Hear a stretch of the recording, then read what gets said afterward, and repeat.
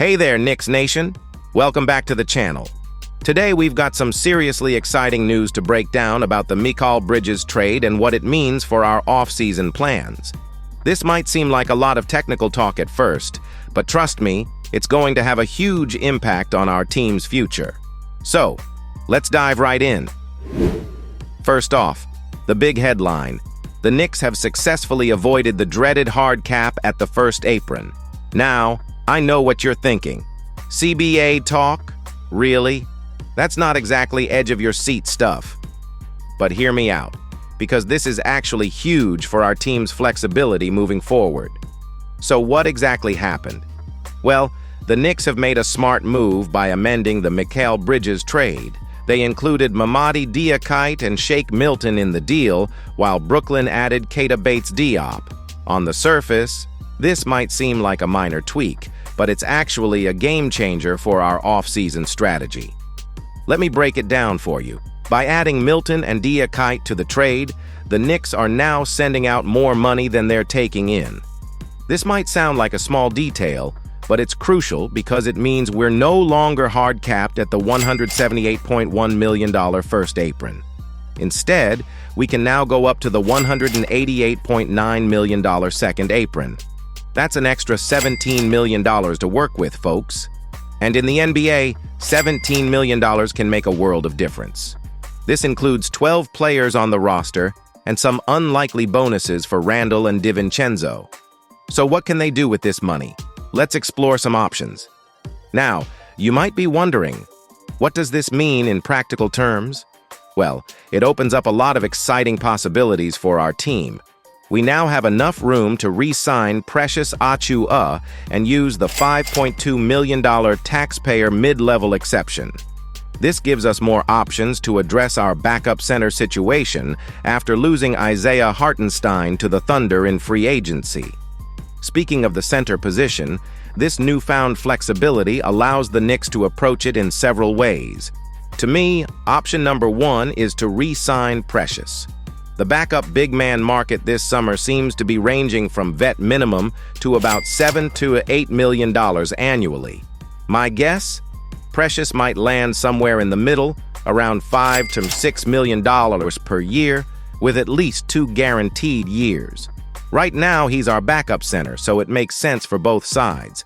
But keep in mind, if the Knicks sign or trade for another big man, this situation could change quickly. Option 2. Use the full $5.2 million taxpayer mid-level exception. They could use it all on one player now, split it between multiple guys, or even save it for later. Personally, I think saving it for a potential buyout candidate later in the season could be a smart move. The Knicks could outbid other teams who'd only be able to offer the vet minimum. Option 3. Sign some veteran minimum contracts. With their cap space, the Knicks have the flexibility to sign established vets without worrying too much about the exact cap hit. If it doesn't work out, they could always make a trade before the deadline. The key here is that we're not backed into a corner. We have options, and in the NBA, options are power. Now let's talk about the Knicks front office for a moment. These guys have been obsessing over flexibility, and it really shows in their other moves too. For example, they signed our first-round pick, Pacome Dadiet, to a contract that's only 80% of the rookie scale in his first year. To put that in perspective, the last time a first-rounder signed for only 80% of the rookie scale in year one was Kevin Porter Jr. back in 2019. This move saves us an extra $904,000 in cap space, which might not sound like much, but every little bit counts when you're trying to build a contender. They also signed our second-round pick, Tyler Kolek, to a 4-year deal worth $9.1 million, with a team option on the 4th year. Again, this gives us even more flexibility down the line. It's clear that our front office is thinking not just about next season, but about sustainable success for years to come. Now, I know some of you might be wondering, why does all this CBA and cap space talk matter? I just want to see the Knicks win. And I get it. But here's why this is so important. It's all about options. By avoiding the hard cap at the first apron, the Knicks have given themselves more room to maneuver. They can make moves now, or they can wait and see how the team performs before making any big decisions. Think about it this way. Let's say we start the season and we realize we need another piece to really compete. With this extra flexibility, we're in a much better position to make a move. We could package Precious with our mid-level exception signing in a deal for a higher salaried player. Without this flexibility, we might be stuck, unable to improve the team mid-season. It's also worth noting that this flexibility extends beyond just this season. The way the Knicks have structured these deals, particularly the rookie contracts, shows they're thinking long-term.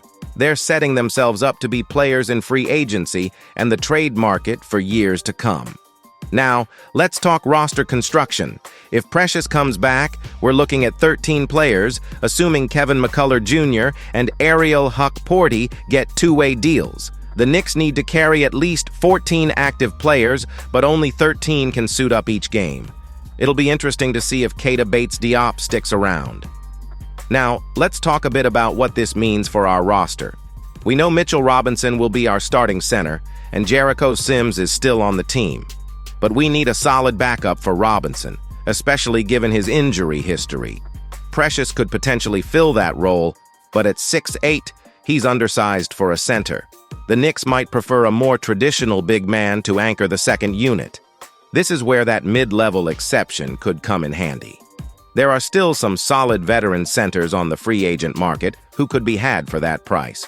Or the Knicks could use it on a player at a different position and explore trade options for a center. One thing to keep in mind is that the Knicks still have some valuable draft assets. They've got the Pistons' 2025 first-round pick with some protections, first-round swaps in 2026 and 2030, and a bunch of second-round picks. They also have the Wizards' 2025 first-round pick, though it's heavily protected and might end up converting to second-rounders.